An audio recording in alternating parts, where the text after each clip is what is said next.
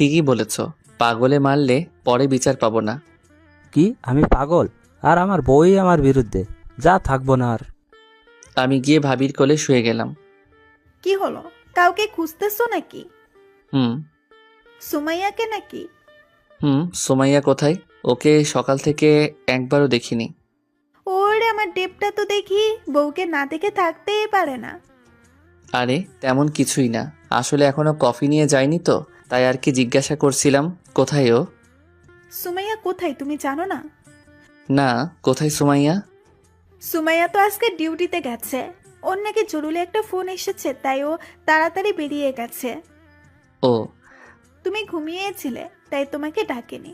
আর coffee machine আছে, যাও নিয়ে আসো। পাগলিটা একবার বলে গেলে পারতো, আর ওরে ছাড়া দিনটা কাটবে কিভাবে তাও জানি না।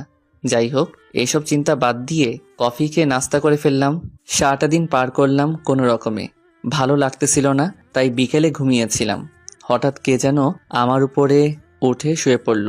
তাকিয়ে দেখি সুমাইয়া আমার বুকে মাথা রেখে শুয়ে গেছে, আর আমাকে এমনভাবে জড়িয়ে ধরে আছে যে বাহিরে ইউনিফর্মটা পর্যন্ত খুলেনি সুমাইয়া। হয়তো এখনই এসেছে বাসায়। ওই, আপনি সারা দিনে আমাকে একবারও কল দেননি কেন? আপনার কাজে যদি ডিস্টার্ব হয় তাই। আমার সবচেয়ে বড় কাজ তো আমি বাসায় ফেলে গেছি। কোন কাজটা? এই যে আপনার বুকে মাথা রেখে আপনার হার্টের শব্দটা শোনা। তা ইউনিফর্মটা এখনো খুলেননি কেন? রাতে আরেকটু কাজ আছে, সেটা শেষ করতে হবে। ও, তা সারা রাত নাকি? আমার পাগলটাকে ছাড়া আমি সারা রাত বাইরে থাকবো, তা কি কখনো হয়? ও, তা এখন গিয়ে ফ্রেশ হয়ে খাওয়া দাওয়া করে নিন। না, কেন? কারণ আপনাকে ছেড়ে যেতে মন চাইতেছে না। চুপ, গিয়ে খেয়ে আসেন, তারপর আবার এসে কথা বইলেন। এখন খেতে মন চাইতেছে না।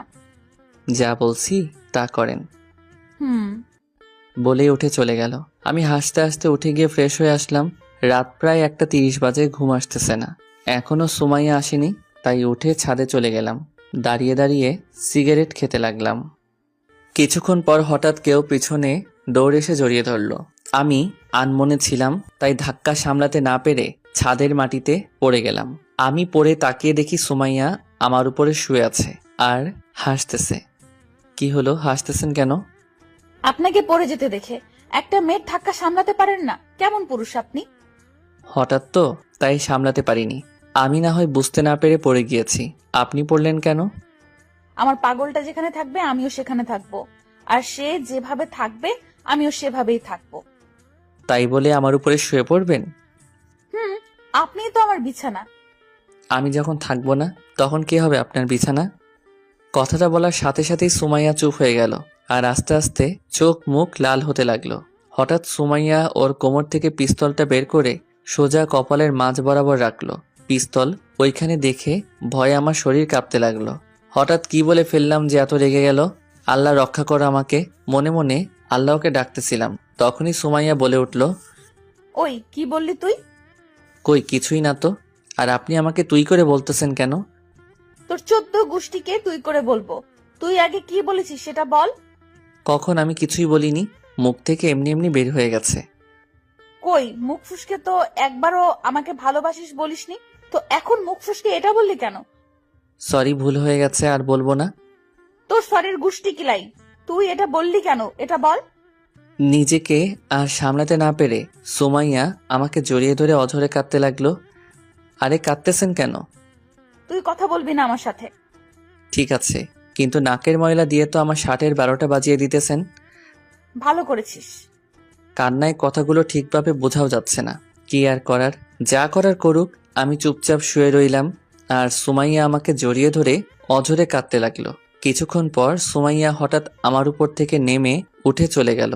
আমি কিছুটা অবাক হয়ে যাই ওর এমন আচরণ দেখে। বুঝলাম ও আমাকে হারাতে চায় না, তাই এভাবে কেঁদেছে। কিন্তু এটাও বুঝলাম সুমাইয়া অভিমান করেছে আমার উপরে। আল্লাহ জানে কখন ওর রাগ ভাঙবে। এসব ভাবতে ভাবতে রুমে গেলাম, গিয়ে দেখি সুমাইয়া শুয়ে গেছে। কিভাবে ওর রাগ ভাঙানো যায় সেটা ভাবতে লাগলাম। হঠাৎ মাথায় একটা বুদ্ধি আসলো, এটাই কাজে লাগাতে হবে। ফ্রেশ হয়ে এসে বিছানা থেকে বালিশ আর চাদর নিয়ে গিয়ে সোফায় শুয়ে গেলাম। শুয়ে ঘুমানোর ভান ধরে পড়ে রইলাম। কিছুক্ষণ পর সুমাইয়া জুতার শব্দ পেলাম। শব্দটা আমার কাছাকাছি এসে থেমে গেল। আমি আগের মতোই ঘুমের ভান ধরে শুয়ে রইলাম।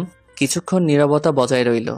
তারপর হঠাৎ সুমাইয়া আমার উপরে শুয়ে গেল। আমি মনে মনে সুমাইয়ার এমন কাণ্ড দেখে হাসতে লাগলাম। কিছু না বলে শুয়ে রইলাম। হঠাৎ আমার বুকটা ভিজা মনে হলো। বুঝতে বাকি রইল না সুমাইয়া কাঁদতেছে। তাই